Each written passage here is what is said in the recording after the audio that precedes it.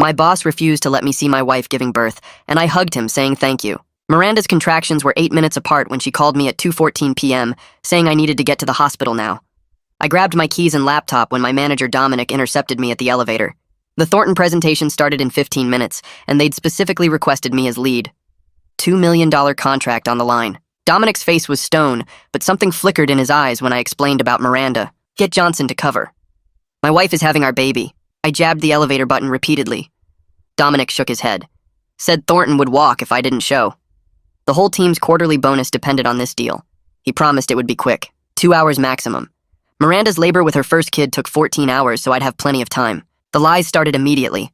Thornton had brought his entire team instead of just 2 people. The conference room filled with executives asking detailed questions about implementation timelines and resource allocation.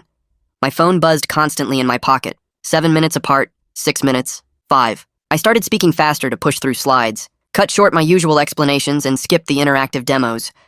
Thornton's team looked confused at the rushed pace, but I powered through. When they asked questions, I gave quick answers instead of my usual detailed responses. Dominic kept trying to elaborate, but I cut him off, frustrated, and still having no idea that being kept here was the best thing that would ever happen to me. I flipped through 3 slides at once. By 4 p.m., the contractions were 3 minutes apart according to Miranda's texts. She was begging me to come. Her sister was driving from 2 hours away but might not make it. I tried wrapping up, but Thornton's CFO had concerns about the payment structure. Dominic kept the discussion going whenever I tried to exit. We need to address every concern today or they walk, Dominic whispered during a break. When I told him my wife was literally in labor, he placed his hand on my shoulder and said, I know. Please just trust me. I was confused. Did he know something about my wife's labor that I didn't? Either way, right after break I made a decision. Started agreeing to every demand Thornton's team made. Cut our profit margin to close faster. Threw in free implementation hours. Whatever it took to get signatures now. Dominic's eyes widened, but I didn't care. If you sign today, we'll include the platinum package, usually $50,000 extra. I slid the contract across the table. Thornton's team exchanged looks. They knew I was desperate, but couldn't resist the deals. Started signing pages while their lawyer scrambled to document the new terms. I paced by the window watching traffic build on the highway, calculating drive times to the hospital. At 5:23 p.m., Miranda stopped texting. The silence was worse than the constant messages. Either she was too far into labor or something had gone wrong. Dominic kept peering into my phone like he was looking for something. My hands shook signing signature pages while Thornton's lawyer explained terms I wasn't processing. I texted Miranda's sister asking for updates. Nothing. Called the hospital, but they couldn't give information over the phone. Started making mistakes on the paperwork. Wrong dates, illegible signatures. Had to redo pages while precious minutes ticked by. Dominic noticed my panic and took over the presentation. Smoothly handled objections while I sat there imagining Miranda alone in delivery. The baby coming too fast. Complications from being premature. All the things that could go wrong without me there to make decisions. Just need these last forms notarized. Thornton's lawyer pulled out more documents. I lost it. I slammed my hand on the table and said we could handle notaries tomorrow. My wife is having our baby right now. Thornton himself stood up and told his team they had enough for today. Shook my hand and said, family comes first. Dominic went pale, trying to interrupt with technicalities like he was deliberately trying to stop me from leaving. But why would he want me to show up late to the birth of my own child? 6:47 p.m. was when we finally closed the deal. Thornton's team wanted to celebrate, but I was already running for the door. Dominic caught up in the parking garage and insisted on driving me. Said I was too emotional to drive safely. I was too desperate to argue. The drive took 23 minutes in rush hour traffic. Dominic kept making wrong turns that added time. Missed the hospital exit and had to circle back. Found the furthest parking spot from the entrance. Each delay felt deliberate, like he was doing this on purpose. Just drop me at emergency. I grabbed for the wheel. Construction. Have to go around. Dominic stayed maddeningly calm. I tried calling Miranda again. Straight to voicemail. Her sister finally texted back. At hospital. Baby coming fast. Complications. That single word made me physically sick. I demanded Dominic let me out so I could run. He ignored me and kept driving slowly. I finally bailed out at a stop sign and ran. I sprinted through the hospital entrance. Took stairs instead of waiting for elevators. Burst through security doors, setting off alarms. Labor and delivery wing was chaos when I arrived at 7:19 p.m. Nurses were rushing past with equipment, monitors beeping. I gave Miranda's name at the desk, and the nurse's expression changed. She called for a doctor who appeared within seconds. We need to talk about your wife's delivery. The doctor guided me down a hallway away from the chaos. We entered a small consultation room with 2 chairs and a desk. She closed the door and introduced herself as Dr. Elena Gates. She told me to sit down, but I stayed standing. My legs felt weak, but sitting seemed impossible. Dr. Gates explained that Miranda went into active labor around 4 p.m., with contractions speeding up much faster than expected. The baby's heart rate started dropping around 5:30 p.m. They monitored it for 15 minutes, but it kept falling. Fetal distress meant they needed to do an emergency C-section immediately. They performed the surgery at 5:45 p.m. Miranda was sedated and recovering in a different unit. Our son Grayson was born premature and needed respiratory support. He was in the NICU on a CPAP machine, but his condition was stable. I processed the timeline in my head. 4 p.m. was when I was still in the conference room rushing through slides. 5:30 p.m. was when Thornton's lawyer was pulling out more forms to notarize. 5:45 p.m. was when I was signing the final pages with shaking hands. I missed everything. Dr. Gates kept talking and I forced myself to focus. She walked me through the medical details. Miranda's contractions accelerated much faster than typical first labors. The baby came so quickly that even if I'd left at 4 p.m., I might have missed the actual delivery. But I could have been there for Miranda during the decision-making. I could have held her hand when they told her about the fetal distress. I could have been in the room when they rushed her to surgery. Instead, she faced all of it alone while I was arguing about payment structures. Dr. Gates mentioned something odd then. She said the hospital received multiple phone calls from someone identifying himself as calling from my workplace. The caller asked about Miranda's status and whether I needed to be present for consent on emergency procedures. The calls were logged, but no medical information was released because of privacy rules. I asked what time the calls came in. Dr. Gates checked her notes and said between 4:30 and 5:15 p.m. Someone from my office was calling the hospital to track Miranda's labor. Dr. Gates left me in the consultation room and said a social worker would come get me soon. I sat down finally and pulled out my phone. 3 missed calls from Miranda's number. 2 voicemails I couldn't bring myself to listen to. A woman knocked and entered without waiting for a response. She introduced herself as Rosa Greer from the NICU social work team. She carried a folder thick with forms and consent documents. Rosa walked me through everything with careful patience. Visiting hours for NICU parents. Hand-washing requirements that were stricter than regular hospital protocol. What to expect from Grayson's probable 2-week stay. How to read the monitors. What the different alarms meant.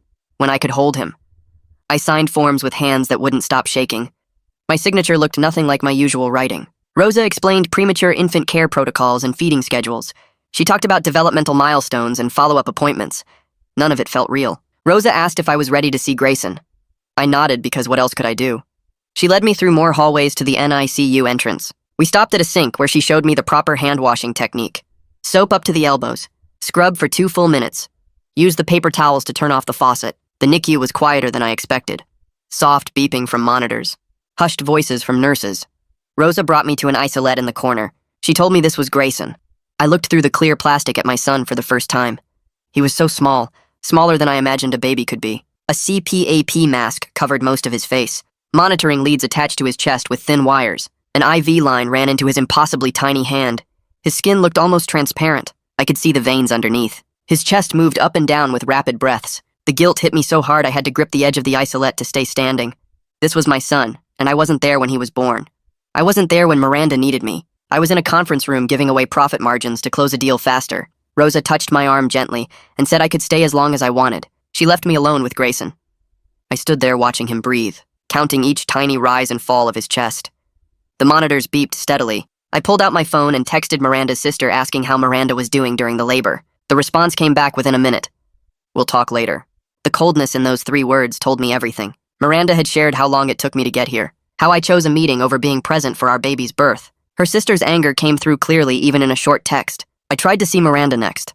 Asked a nurse at the NICU station where the recovery unit was located. She checked her computer and said Miranda was still heavily sedated from the emergency procedure. She suggested I come back in a few hours and focus on bonding with Grayson instead. I went back to the NICU family waiting area. Rosa had mentioned the hospital call logs.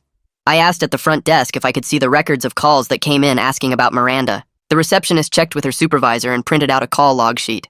3 calls from my office main number. First one at 4:32 p.m., asking if Miranda Carson was admitted and if the father needed to be present for emergency decisions. Second call at 4:47 p.m., asking for an update on her status. Third call at 5:14 p.m., asking the same questions again. I stared at the 4:47 p.m. timestamp. That was during the conference room break. Dominic had pulled me aside in the hallway. He placed his hand on my shoulder and told me we needed to address every concern today, or Thornton would walk. He was on his phone during that conversation. I remembered him looking at the screen and then back at me. Now I understood what he was checking. He was tracking Miranda's labor progress to calculate exactly how long he could keep me in that meeting. I texted Dominic a simple message. Why did you call the hospital during Miranda's labor? His response came back immediately. Just checking if you had time to finish the presentation. Wanted to make sure the medical team had contact information if they needed you urgently. The casual tone of his response made my skin crawl. He was treating my wife's medical emergency like a project timeline to be managed. I deleted the text messages, stared at my phone screen until it went dark. Then I walked to the hospital administrative office on the second floor. The woman at the desk had reading glasses on a chain and a coffee mug that said, "World's Best Mom." I explained I needed to start FMLA paperwork for my son's NICU stay and my wife's recovery. She typed into her computer for a minute, asked for my employee ID number and company name, typed some more. Her face changed slightly and she picked up her phone. Called someone named Rosa, who arrived 5 minutes later with a folder. Rosa had kind eyes and wore scrubs with tiny teddy bears printed on them. She asked if we could talk in a private consultation room. We sat at a small table and she opened the folder. Asked if I had filed preliminary FMLA forms when I knew my wife's due date was approaching. I said no. I thought I could just start the paperwork when the baby came. Rosa nodded slowly and explained that without preliminary forms, there was no protected leave in place. My job security depended completely on my employer being willing to grant me time off. She used the phrase goodwill of your employer. I felt the floor drop out from under me, asked what that meant practically. Rosa said it meant they could require me to return to work immediately or face termination. They could deny leave requests. They could count any absence as unexcused. She said many employers are understanding about family emergencies, but legally they don't have to be. The words felt like standing on the edge of a cliff with nothing to grab onto. My phone buzzed in my pocket while Rosa was talking. I ignored it. She was explaining options for retroactive FMLA filing, but said it required employer cooperation. Buzzing continued. 3 times. 4. Rosa paused and suggested I check if it was important. I pulled out my phone and saw the team group chat exploding with messages. 17 new notifications. I opened it and immediately felt sick. Everyone celebrating the Thornton deal closing. Mark posted a gif of people throwing money in the air. Sarah wrote that she was already planning how to spend her quarterly bonus. 3 people were discussing taking vacation days they'd been putting off. Johnson said this was exactly the win the team needed after last quarter's rough numbers. The excitement in their messages made my stomach turn over. They had no idea what that meeting had cost me. No idea I'd been trapped there while Miranda went through emergency surgery alone. I scrolled through message after message of celebration and felt physically ill. Had to mute the conversation before I typed something I couldn't take back. Set my phone face down on the table. Rosa was watching me with concern. Asked if I was okay. I said I was fine and asked her to continue explaining the FMLA situation. She went through the steps I'd need to take. Medical certification forms, employer notification procedures, appeal options if they denied coverage. My phone buzzed again. Different notification sound. Voicemail. I picked it up and saw it was from a number I didn't recognize. Checked the voicemail and heard Joaquin Wolf's voice. He was Thornton's CFO, the one who'd asked all the payment structure questions that afternoon. His message thanked me for the productive extended discussion and said he appreciated my thorough answers to their concerns. Then he said something that made me stop breathing. He mentioned that Dominic had specifically requested they take 30 more minutes to thoroughly review objections during the afternoon session. Said Dominic felt it was important to address every detail before moving forward. Wolf sounded slightly confused about why that was necessary since his team had been ready to sign earlier. But he thanked me again and said he looked forward to working together. I played the message twice to make sure I heard it correctly. Dominic had asked them to take more time, had deliberately extended the meeting beyond what the client even wanted. The confirmation sat in my chest like a weight. Rosa was still talking about paperwork, but I wasn't processing her words anymore. I thanked her and said I needed to go check on my wife. She handed me forms to complete and said to bring them back whenever I was ready. I walked back through the hospital hallways feeling numb. Checked the time and saw it was almost 11 p.m. 9 hours since I'd arrived. 9 hours since I'd missed everything that mattered. A nurse stopped me outside Miranda's recovery room and checked her chart. Said Miranda had woken up about 20 minutes ago and was asking for me. The nurse's expression was careful and neutral in a way that made me nervous. She opened the door and gestured for me to go in. Miranda was propped up on pillows looking exhausted and pale. Her hair was pulled back messily, and she had an IV in her left hand. When she saw me, her face crumpled. Tears started immediately mixed with something that looked like anger. She asked where I was, why it took so long. Her voice cracked on the words. I stood there with no answer that didn't sound like an excuse, opened my mouth and closed it again. She waited. I finally told her the basic truth. Said I stayed in a meeting too long because my manager convinced me I had time and I was wrong. The words sounded hollow even as I said them. Miranda stared at me for a long moment, then asked if I chose work over being here for her. The silence before I answered told her everything. I could see it in her eyes, the way they changed from confused and hurt to something harder. She turned her face away from me toward the window. Said she needed me during the scariest moment of her life and I wasn't there. Her voice was flat now, controlled. She said the medical team kept asking if they should wait for her husband. if they should hold off on the emergency procedure. She had to tell them to just do whatever was necessary because she didn't know where I was or when I'd arrive. Had to make the decision alone while they were telling her the baby's heart rate was dropping. I tried to explain about Dominic's delays and the suspicious phone calls. Started telling her about the hospital call logs and the voicemail from Wolf. Miranda cut me off, said it doesn't matter why. What matters is that I made a choice to stay in that conference room even after her contractions were 3 minutes apart. She said I chose to believe Dominic instead of trusting my own judgment about what my wife needed. She was right. The truth of it sat in my chest like a stone, heavy and immovable. I had made that choice. Every minute I stayed in that room was a choice. Every time I looked at my phone and kept talking about implementation timelines was a choice. Dominic had manipulated the situation, but I had let him. I stood there next to her bed with nothing to say that would make it better. Miranda closed her eyes and said she was tired, asked me to leave so she could rest. I wanted to stay, but she turned away from me and I knew I had no right to push. Walked back out into the hallway and just stood there breathing. I went back to the NICU family waiting area and found an uncomfortable chair in the corner. Sat down and pulled out my phone to check Grayson's status on the parent portal. His oxygen levels were stable, heart rate steady. I put my phone away and just sat watching the hallway. Other parents came and went, some crying, some looking numb. Around 2 a.m., a couple came out of the NICU holding each other and sobbing. I looked away, spent the rest of the night in that chair listening to sounds from the NICU, beeps and alarms from monitors, quiet voices of nurses doing rounds. Every alarm made my heart speed up, made me think something was wrong with Grayson. I'd check my phone and see his stats were fine, but the fear didn't go away. Just sat there in the dark, realizing this helpless, scared feeling was what Miranda felt alone while I was PowerPointing through contract terms. She went through all of this by herself, made impossible decisions by herself, faced her worst fears by herself. Because I wasn't there. I watched the sky start to lighten through the windows around 5 a.m. My phone buzzed at exactly 6 a.m. with an email notification. Warren Huff from HR. The subject line said, "Congratulations and Thornton contract discussion." I opened it and saw corporate cheerfulness that felt obscene. Warren congratulated me on the baby and said he hoped everyone was doing well. Then asked to schedule a brief debrief on the Thornton contract process and timeline. Said it was standard procedure after major deals to review what went well and identify improvement opportunities. Wanted to set up a call for later in the week. The message felt wrong on every level. Like someone asking about quarterly targets at a funeral. But I recognized it as normal business procedure. The kind of thing that happens regardless of personal circumstances. I didn't respond. Just set my phone down and watched nurses change shifts outside the NICU doors. I pulled out my phone and opened Warren's email again. Read it twice to make sure I understood what he was really asking. Then I started typing a response right there in the waiting area chair. Kept the language direct but professional. Told Warren I needed to take immediate family leave starting today.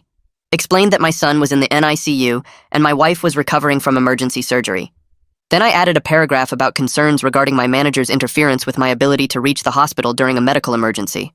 Said I had documentation of the timeline and circumstances that prevented me from being present during the delivery. Copied my personal email address on the message in case I needed the paper trail later. Hit send at 6:23 a.m. and immediately started gathering evidence before I lost my nerve. I went through my text messages with Miranda and took screenshots of every single one with the timestamps visible. Started at 2:14 p.m. when she first called and went all the way through to when she stopped texting at 5:23 p.m. The progression was brutal to look at. 8 minutes apart, 6 minutes, 3 minutes. Her messages getting more scared and desperate while I stayed in that conference room. I found the parking garage ticket in my wallet and took a photo showing I left at 6:47 p.m. Found Dominic's text messages and screenshotted those too. His casual check-ins during the meeting asking how things were going. His offer to drive me that I now realized was about control. I opened my email and found the message thread with Rosa from yesterday, where she mentioned the hospital call logs. Sent her a message asking if I could access those records for my own documentation. She responded within minutes saying she'd print them out for me. By 7:30 a.m., I had a folder on my phone with everything organized by timestamp. The evidence made Dominic's deliberate stalling completely clear. Dr. Gates showed up during morning rounds and saw me sitting in the waiting area surrounded by phone screens and notes. She asked if I was okay and I said I was compiling some work documentation. She nodded and said she wanted to walk me through the emergency C-section decision process since I'd missed the initial explanation.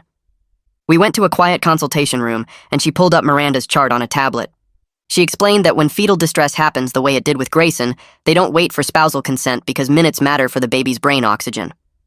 The heart rate dropped suddenly around 5:30 p.m. and they had Miranda in the operating room within 15 minutes. She said even if I'd left the office at 4 p.m., I probably would have missed the actual delivery. But I could have been there for Miranda during the scary decision-making process. The explanation made me feel slightly less guilty about not being there to sign forms, but it didn't touch the guilt about Miranda facing it alone. Dr. Gates was gentle but honest. said Miranda had been terrified and asking for me repeatedly. Around 9 a.m., Miranda's sister finally arrived at the hospital. I saw her get off the elevator and head straight for Miranda's room without acknowledging me in the hallway. 10 minutes later, she came out and asked if we could talk privately. We walked to a quiet corner near the hospital chapel, and she crossed her arms. She told me she'd called my office around 4:15 p.m. when Miranda's contractions were getting really serious. Said she was transferred to someone named Dominic, who assured her I was handling things and would leave as soon as the client meeting wrapped up. Her voice was cold and angry. She said Dominic told her the meeting would be quick and I'd be at the hospital well before anything critical happened. I felt sick. Asked if she still had the call log on her phone. She pulled it out and showed me. There was the timestamp, 4:15 p.m. Dominic's name in her notes from when he identified himself. She said he sounded very confident and professional. Told her these first babies always take forever anyway, and that I'd have plenty of time. The calculated lie made my hands shake. She kept scrolling through her phone and then stopped. Said she'd saved a voicemail from that call because something about it felt off at the time. She played it on speaker. Dominic's voice came through smooth and reassuring. He said he'd personally make sure I left in time. Said these first babies always take forever anyway, so there was no need to panic. His tone was casual and confident, like he was discussing a project deadline instead of my wife's labor.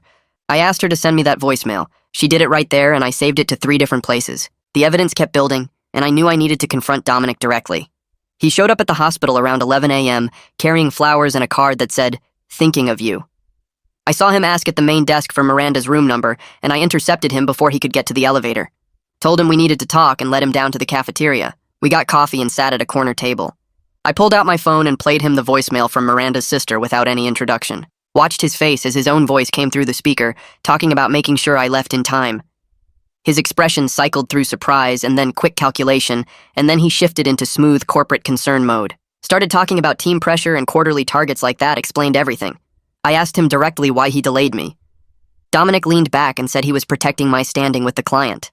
Said missing the delivery by a few hours wouldn't matter in the long run, but losing the Thornton account would have permanently damaged my career. He actually believed this. Talked about how he was thinking long-term about my professional development. The paternalistic logic made me want to flip the cafeteria table. I kept my voice level and asked about the drive to the hospital. Asked why he took wrong turns and parked in the furthest spot from the entrance. Dominic didn't even hesitate. Said he was driving slowly and choosing longer routes because he genuinely thought I was too emotional to be safe behind the wheel. Said I needed time to calm down before seeing Miranda. He was completely serious, sitting there with his coffee talking about how he'd made good management decisions by controlling every aspect of my emergency. He kept using phrases like supporting the team and balancing competing priorities. The realization hit me that Dominic actually saw himself as helping me. He wasn't being malicious. He truly believed he'd made the right calls by keeping me in that meeting and controlling my drive to the hospital. He thought he was protecting my career and my emotional state. The paternalistic certainty in his voice was somehow worse than if he'd been deliberately cruel. I stood up from the table without saying another word. I walked straight to the NICU without looking back. My hands were still shaking from the conversation, but I needed to get everything down while it was fresh. I found an empty family consultation room and pulled out my phone. Started typing every word Dominic had said in the cafeteria. The exact phrases about protecting my career. His justification for the slow drive about me being too emotional. The way he kept saying he was supporting the team. I documented timestamps from my memory and added notes about his body language and tone. The paternalistic certainty in his voice when he talked about making good management decisions. I saved the document to 3 different places, including my personal email. Then I went through my phone and screenshotted every text message from that day. Miranda's contractions getting closer together. Her messages begging me to come. The silence at 5:23 p.m. that still made my stomach drop. I organized everything into a folder with clear labels and timestamps.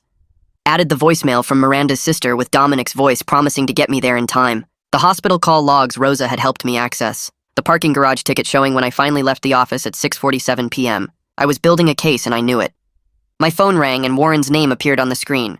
I answered, and he asked if I could come to the office for a formal conversation about my email. I told him I wasn't leaving the hospital while my son was in the NICU, and my wife was recovering from emergency surgery. Suggested he could come here if it was urgent. Warren paused for maybe 3 seconds and then said he'd be there within 2 hours. Asked if there was a private place we could talk. I gave him directions to the family consultation area near the NICU and hung up. Checked the time and realized it was barely noon. The whole confrontation with Dominic had taken less than an hour, but it felt like days. Warren showed up exactly 1 hour and 47 minutes later, carrying a laptop bag and a yellow legal pad. He was wearing a suit without the jacket and looked professionally neutral. We shook hands and sat down at the small table in the consultation room. Warren opened his laptop and pulled out the legal pad with a pen. He explained that my email had raised serious concerns that required immediate investigation. His voice was calm and measured. He said the company took workplace interference allegations very seriously, but that I should understand HR's ability to take action would depend on what the investigation revealed. He wasn't making promises, and I appreciated the honesty. Asked if I was ready to walk him through what happened. I pulled out my phone and started from the beginning, showed him Miranda's text with timestamps starting at 2:14 p.m., walked him through Dominic intercepting me at the elevator and insisting I stay for the meeting.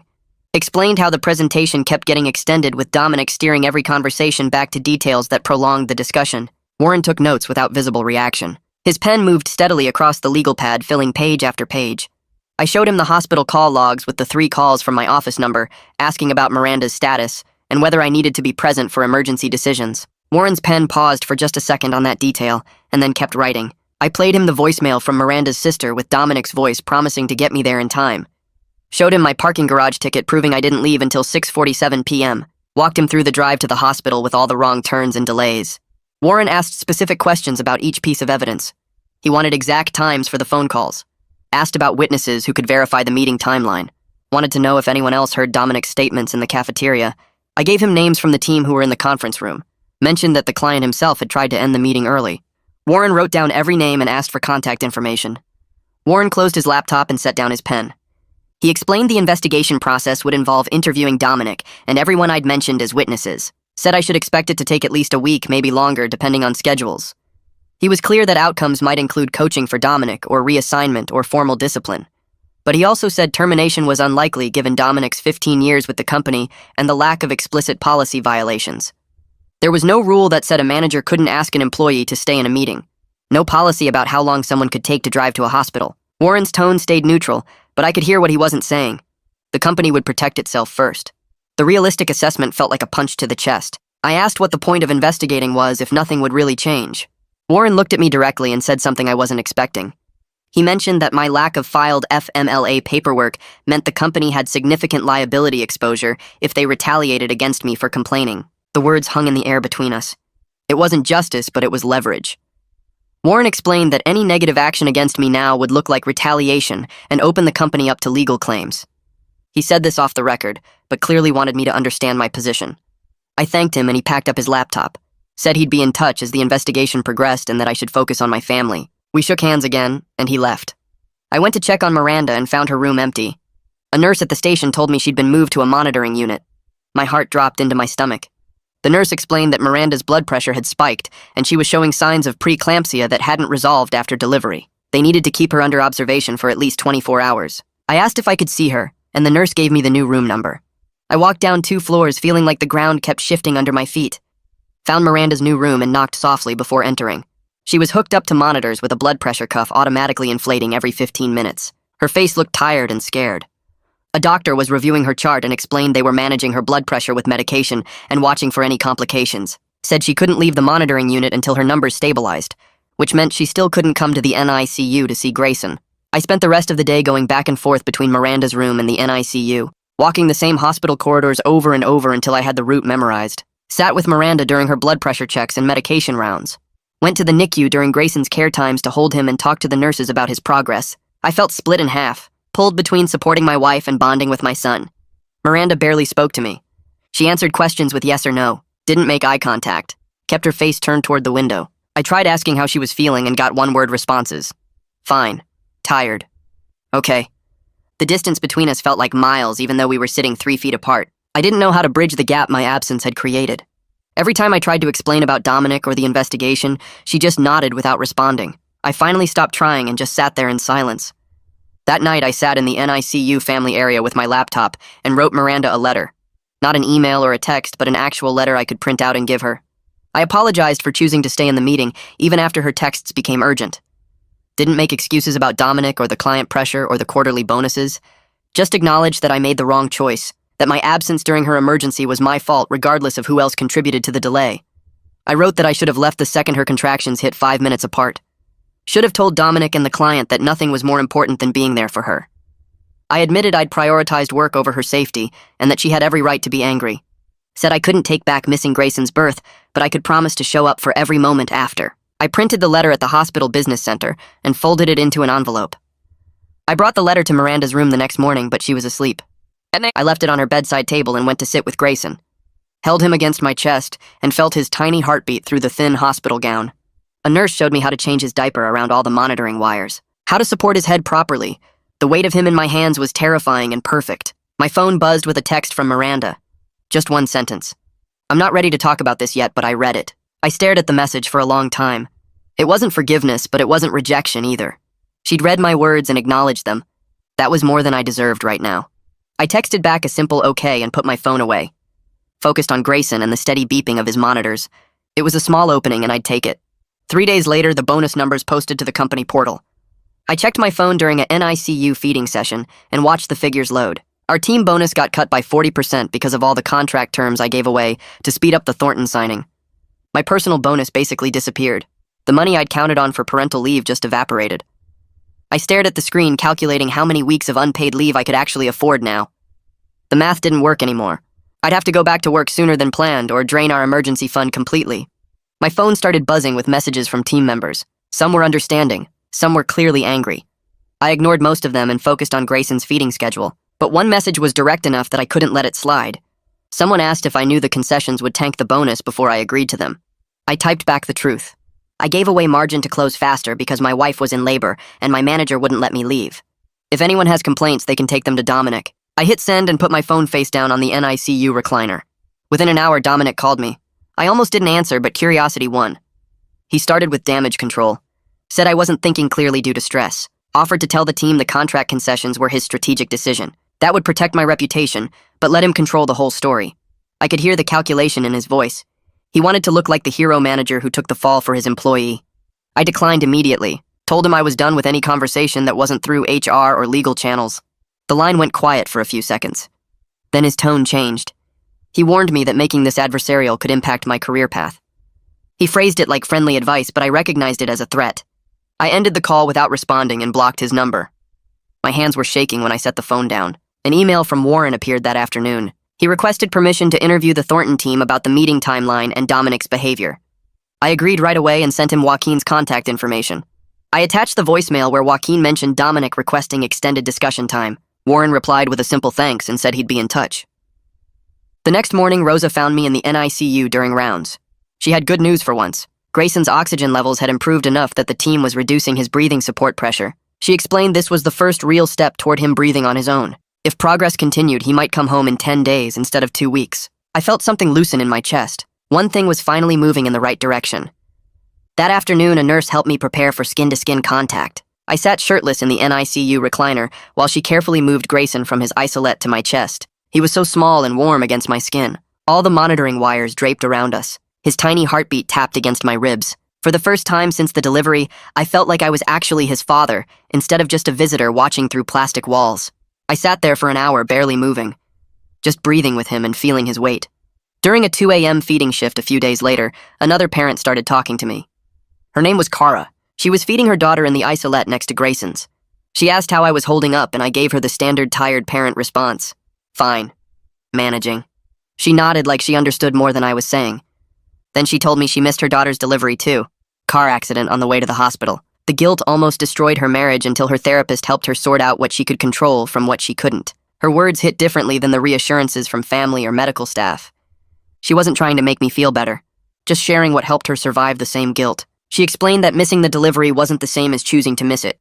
That Dominic's interference was different from my choice to stay in the meeting. Both were real, but they weren't the same thing. I needed to own my choice without taking on Dominic's manipulation too. The perspective didn't erase my guilt, but it gave me better language for thinking about it.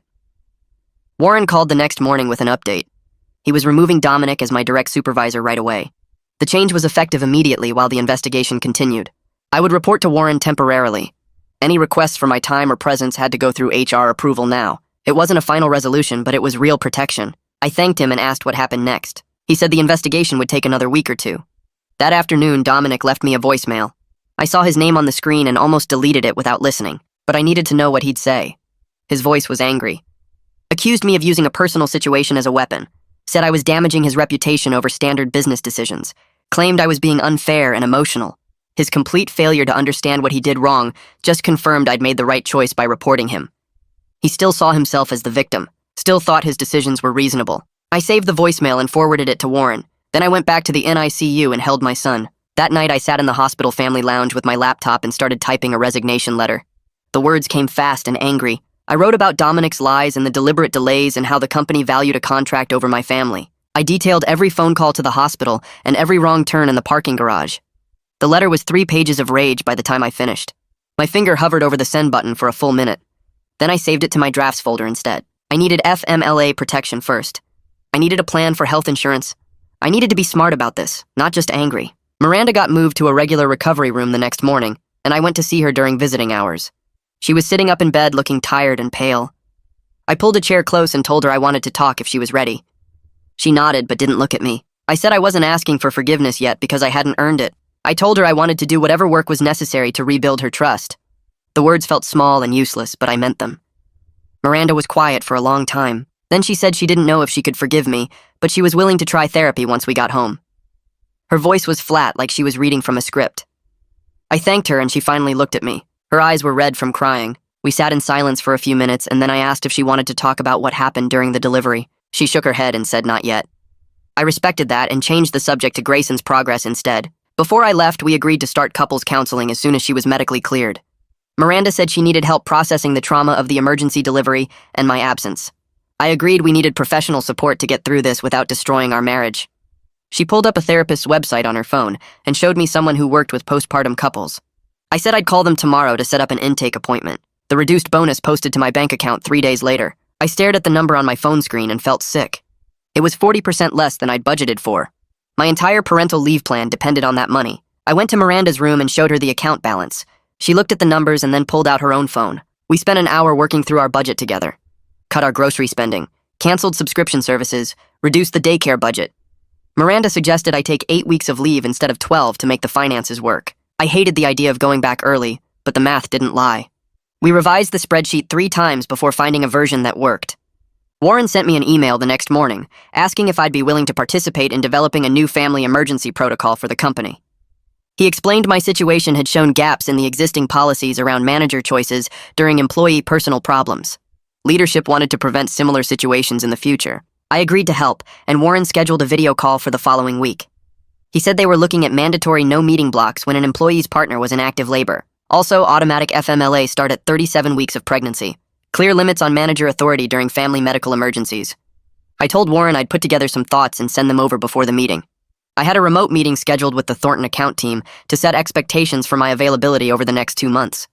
I dialed in from the hospital family lounge with my laptop balanced on my knees. Joaquin was on the call along with 2 other team members. I explained I'd be on family leave and would have limited availability for urgent issues only.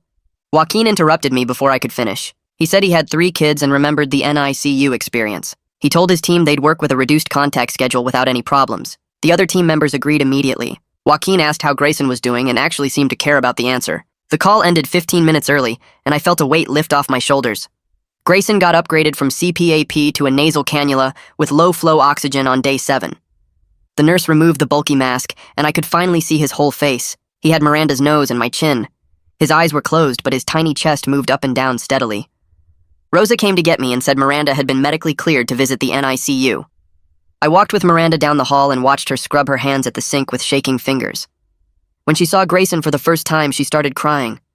Rosa helped her into the recliner and showed her how to hold him with all the wires and tubes. Miranda cradled our son against her chest and sobbed. I stood there watching her hold Grayson and realized how much hurt she was carrying from facing the delivery emergency alone. Warren called me 2 days later to schedule a meeting about the investigation findings. We met in a small conference room at the hospital. Warren had a folder full of papers and a serious expression.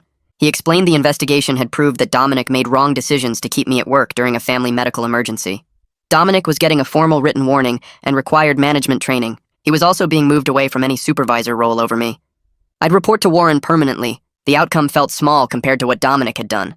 A written warning seemed like nothing. Warren must have seen my face because he explained the company's legal problems if they fired a senior employee without clear policy breaks. He was honest that this was the maximum result possible under current policies. That's why they were changing the rules.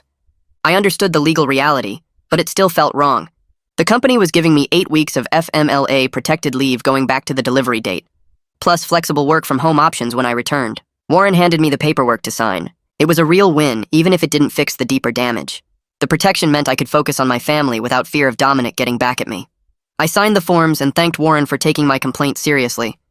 He said the company should have had better policies in place from the start. Miranda got discharged 5 days after delivery with a blood pressure cuff and a packet of instructions about monitoring her levels twice daily. The nurse went through warning signs for postpartum complications, while Miranda nodded and didn't look at me. We signed the discharge papers together and then walked to the NICU to spend time with Grayson before she went home without him.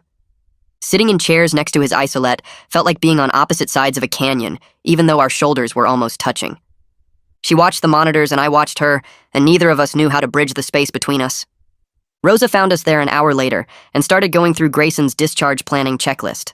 The home oxygen equipment would be delivered 2 days before he came home, so we could learn how to use it. Weight checks every 3 days at the pediatrician's office for the first 2 weeks. Follow-up appointment with a pediatric pulmonologist in 4 weeks to assess lung development. Rosa pulled out diagrams of the nasal cannula setup and the portable oxygen concentrator we'd need to take anywhere with Grayson. She showed us how to check the tubing for kinks and what the alarm sounds meant. Miranda took notes on everything while I tried to memorize the steps. The complexity of keeping a preemie alive at home felt overwhelming, but Rosa walked us through each piece with calm clarity until it started feeling possible instead of terrifying. I asked about emergency protocols, and Rosa gave us a laminated card with the NICU direct line and instructions for when to call 911 versus when to call the pediatrician. She made us practice explaining Grayson's medical history in under 30 seconds, because that's what paramedics would need to hear first. I scheduled our first couples therapy intake appointment that afternoon, using a referral from the hospital social worker. The therapist specialized in postpartum relationship repair and trauma processing. Her next opening was 2 weeks after Grayson's expected discharge date. I booked it, and then called Miranda to confirm she'd come. She said yes in a flat voice that told me she was doing it because it was necessary, not because she'd forgiven me. We agreed to weekly sessions, and I put every Thursday at 6 p.m. in my calendar for the next 3 months. That night in the hospital family area, I opened my laptop and started writing everything down. The complete timeline from Miranda's first call at 2:14 p.m. through arriving at the hospital at 7:19 p.m. Every choice I made and every choice Dominic made. The contract terms I agreed to and what they cost the team. The moment I realized I'd valued a business deal over being present for my wife's emergency. I wrote about the strange clarity that came from having my priorities forcibly reordered, how missing Grayson's birth showed me exactly how badly I'd been failing my family. I titled the document, "The Best Thing That Ever Happened," because that's what it was, even though it felt like the worst thing while it was happening. The awareness that came from that day was the only thing that could save us. Without it, I would have kept making the same choices and slowly destroyed my marriage through 1,000 small absences. I saved the document and sent a copy to my personal email in case I ever needed to remember what rock bottom felt like. I drafted a proposal for the new family emergency protocol over the next 2 days between NICU visits. Mandatory no meeting blocks when an employee's partner was in active labor. Automatic FMLA initiation at 37 weeks of pregnancy instead of waiting for the employee to file.